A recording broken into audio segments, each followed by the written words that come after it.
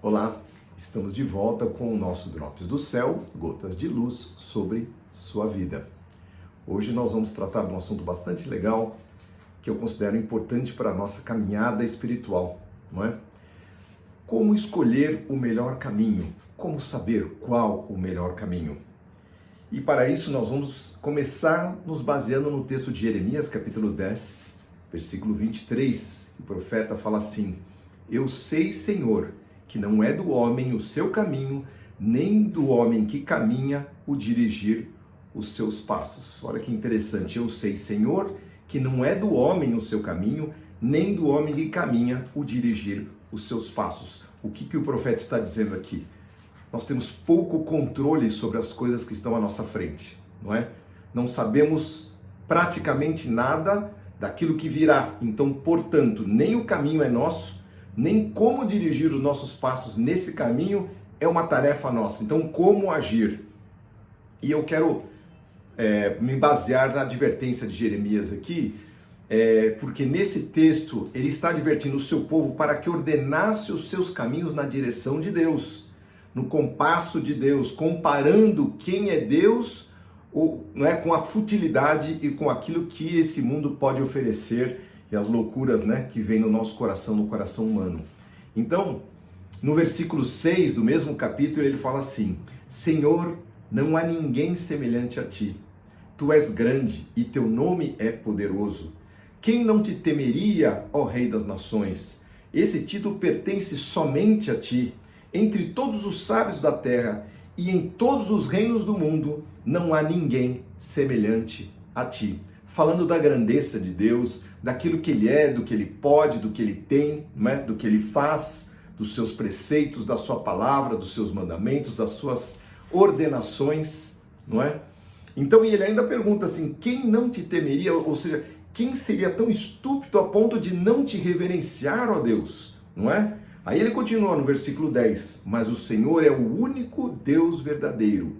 Ele é o Deus vivo e o Rei eterno. A terra treme diante dele e com nações não podem, e as nações não podem suportar o seu poder. Digo isto àqueles que adoram outros deuses. Esses deuses que não fizeram os céus nem a terra, desaparecerão para sempre, diz o profeta. O Senhor, porém, fez a terra com seu poder e a estabeleceu com sua sabedoria. Com seu entendimento estendeu os céus. Quando fala no meio do trovão, as chuvas rugem nos céus. Eleva as nuvens acima da terra, envia caminhos para os relâmpagos com a chuva e ordena que o vento saia dos seus depósitos. Olha só que coisa tremenda. Todo ser humano é tolo e não tem conhecimento perto dele. Os artesãos são envergonhados pelos ídolos que fazem, pois as imagens que esculpiram são uma fraude, não têm fôlego, não respiram, não têm poder. Tais ídolos são inúteis, são mentiras ridículas, diz o profeta. No dia do acerto de contas serão todos destruídos. Mas o Deus vivo não é como esses ídolos. Ele é o Criador de todas as coisas, incluindo o seu povo. Seu nome é o Senhor dos Exércitos. Tremendo esse texto aqui, queridos. O que ele está dizendo? Quando nós buscamos caminhos fora dos caminhos de Deus, nós corremos risco de estar sendo inúteis, ou sendo fúteis, ou sendo ridículos, não é? Ele usa vários termos aqui, né? Buscando fraudes, pessoas, né? Sistemas, situações, contatos, aquilo que achamos que é todo poderoso. Tememos os homens, tememos as situações, mas não tememos o nome de Deus. E nesse contexto, não é? Ele fala e declara: Eu sei, Senhor, que não é do homem o seu caminho, nem do homem que encaminha o dirigir os seus passos. Não há comparação entre os planos, os caminhos do Deus vivo e a rebeldia do coração do homem. Tudo aquilo que o homem faz fora do caminho de Deus, não é? Fora da esfera de Deus, tende a dar errado, não é? Tanto que a palavra de Deus lá no livro de Provérbios diz assim, capítulo 4, verso 18 e 19: A vereda dos justos, o caminho dos justos é como a luz da manhã, a luz da aurora, que vai brilhando mais e mais até ser dia perfeito.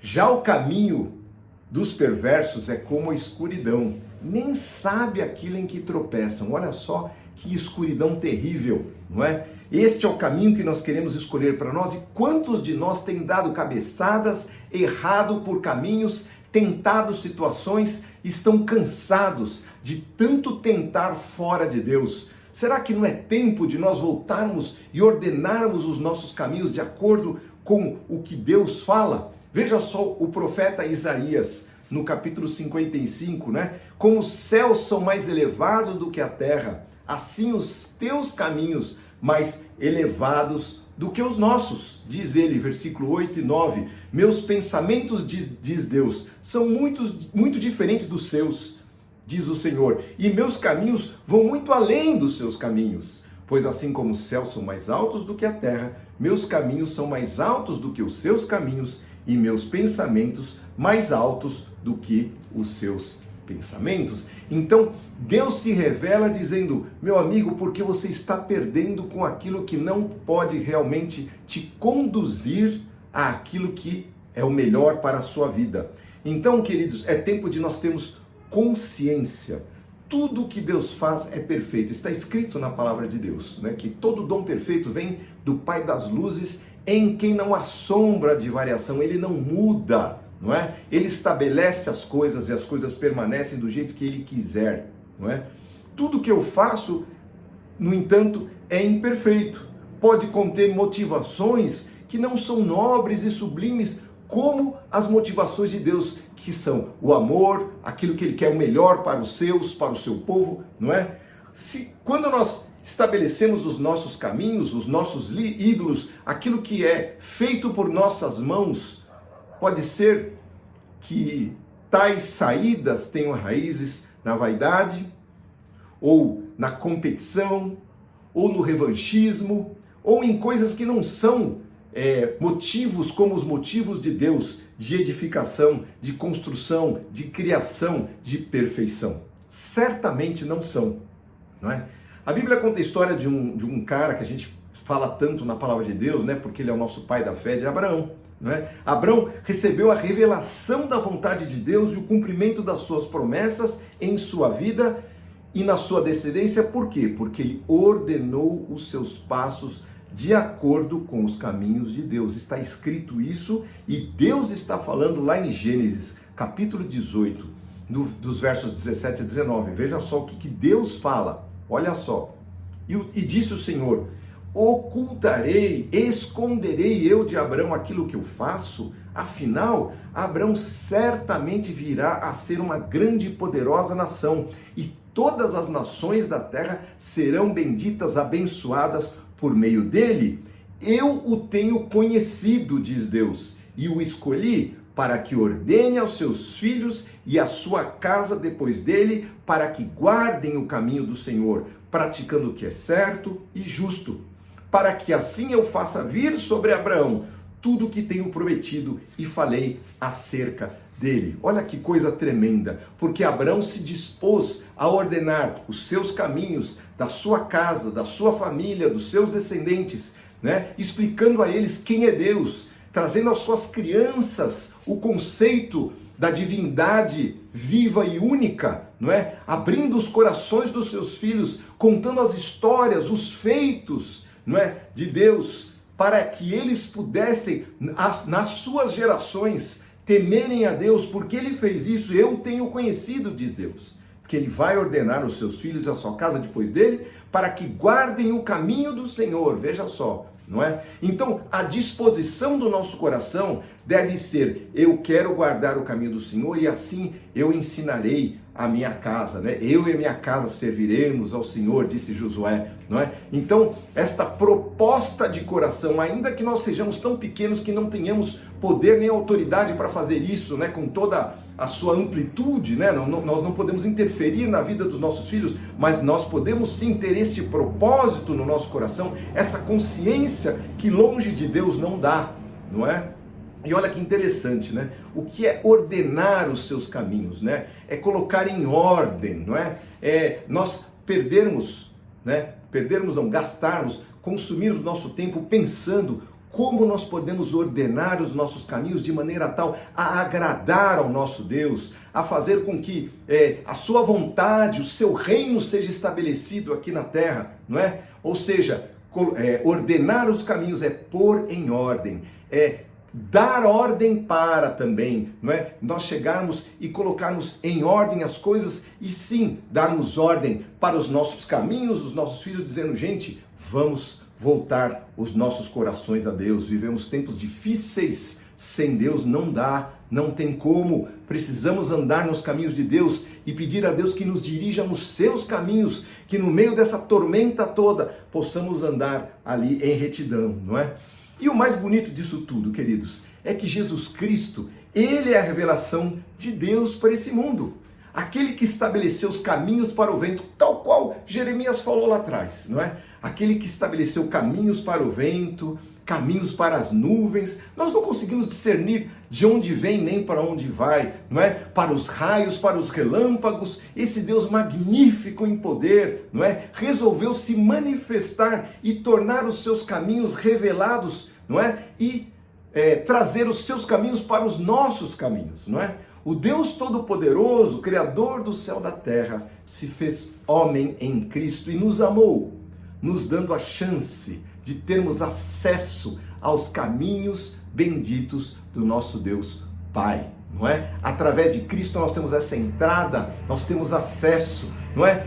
E andando por esse mundo, quando Jesus estava aqui, ele teve uma pergunta, assim, direta, que é a pergunta que nós estamos fazendo hoje. Seu discípulo Filipe disse, Jesus, Pai, como podemos saber qual o caminho a seguir?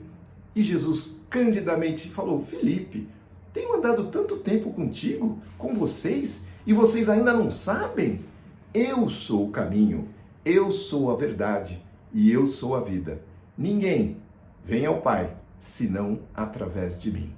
Quer conhecer quais os caminhos de Deus para a sua vida? O próximo passo a dar, não é? Diz a palavra de Deus que ela é lâmpada para os nossos pés e luz para os nossos caminhos, não é? Siga a palavra de Deus, siga Cristo, que é a palavra revelada, ande com Ele, ordene os seus caminhos, para que amanhã e depois de amanhã e daqui para frente você saiba quais passos dar, não é? Ordenando os seus caminhos para que o Senhor faça vir sobre você, assim como Ele fez sobre Abraão, não é?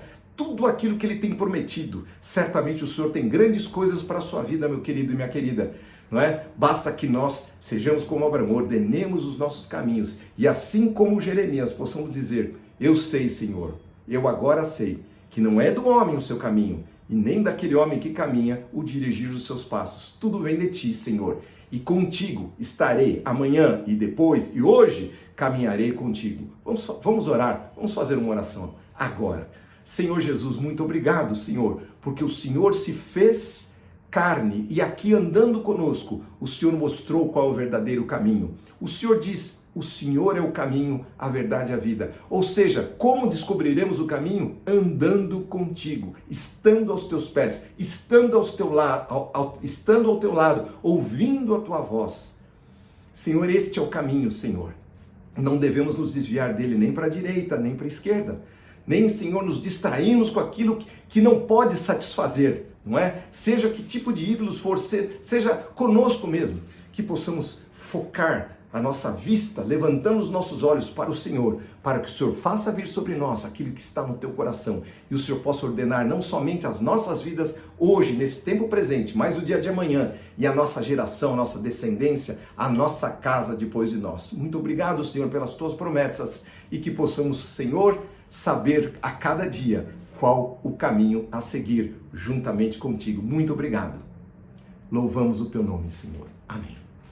Meu querido, que esta palavra possa estar no teu coração, que você realmente ordene os seus caminhos na presença de Deus. E se você gostou dessa palavra, curta, se inscreva no nosso canal, reparta, compartilhe essa palavra para que outros possam conhecer a Jesus, o verdadeiro caminho de Deus, aquele que vai revelar a cada dia qual a sua vontade e o seu caminho para nós. Não é? Faça os seus comentários, mande as suas dúvidas, que Deus abençoe a sua vida, que Deus te dê uma semana abençoada em nome de Jesus. Até a próxima. Tchau.